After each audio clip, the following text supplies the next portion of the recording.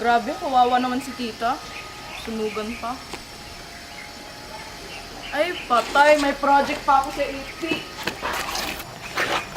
Wait lang. Sunog, tas history. Dali, may naalala ko eh. Yung French Revolution, yung Bastille, yun!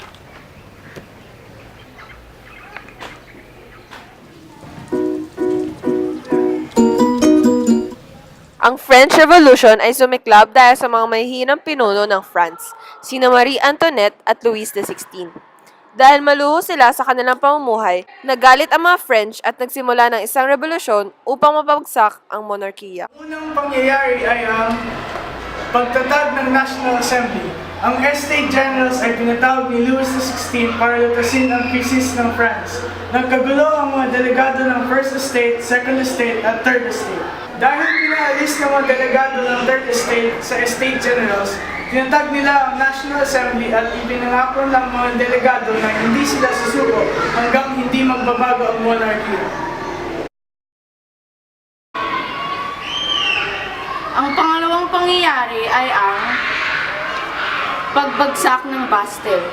Ang pagbagsak ng Bastille ay naganap nang sinalakay ng mga mamamayan ng Paris ang Bastille dahil sa takot na baka patayin sila ng hukbo ng France. Bumagsak ang Bastille at ito ay naging inspirasyon sa mga tao na maaari nilang pabagsakin ang monarkiya kung magtutulungan sila.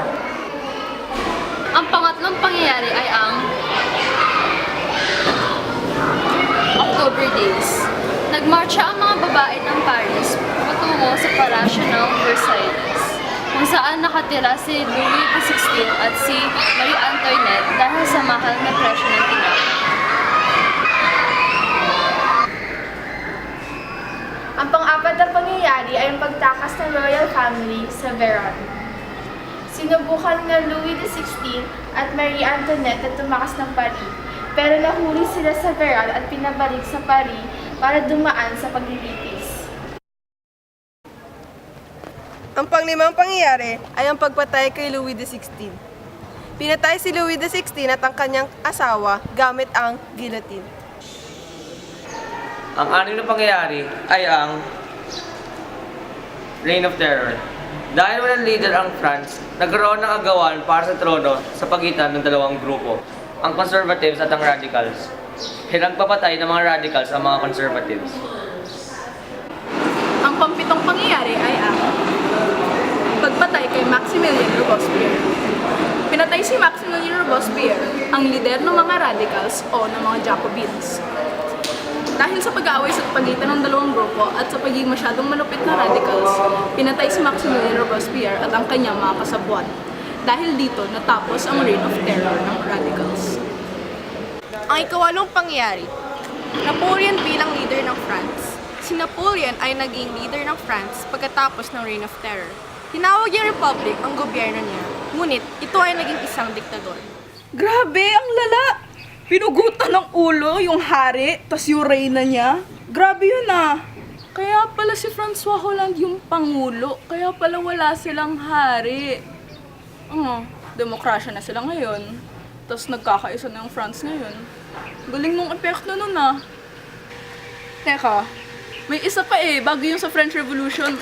Andali, yung sa American Revolution, yung isa pang dahilan kung bakit nangyari yung French Revolution. Parang, naging inspirasyon yun, diba?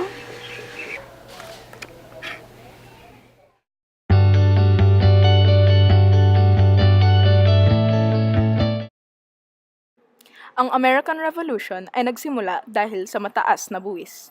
Ang Stamp Act ay isang batas na naglagay ng buwis para sa mga dokumento. Pinapasya rin ang Currency Act kung saan pinagbawalan na gumamit ng papel na pera ang mga kolonya ng Britain. Isa pang dahilan ng revolution ay dahil sa common sense na sinulat ni Thomas Paine. Dahil sa malupit na pamumuno ng Britain at sa pagsulat ni Thomas Paine, sumiklab ang American Revolution. Ang unang pangyayari ay ang Boston Massacre.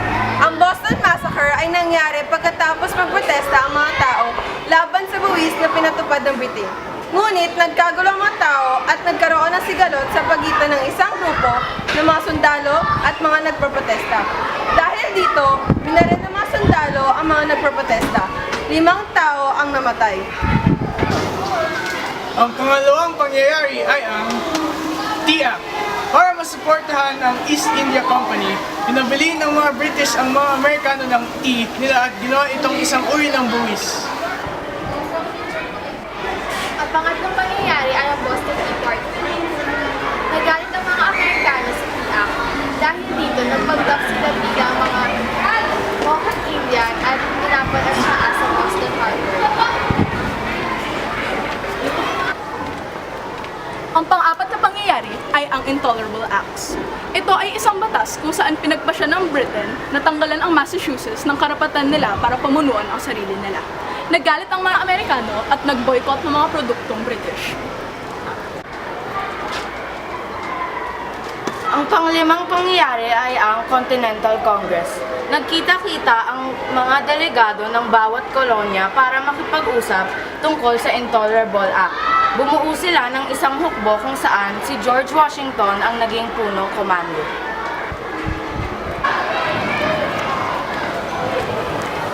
Ang pang-anim na pangyayari ay ang pagtulong ng France at Espanya sa Amerika.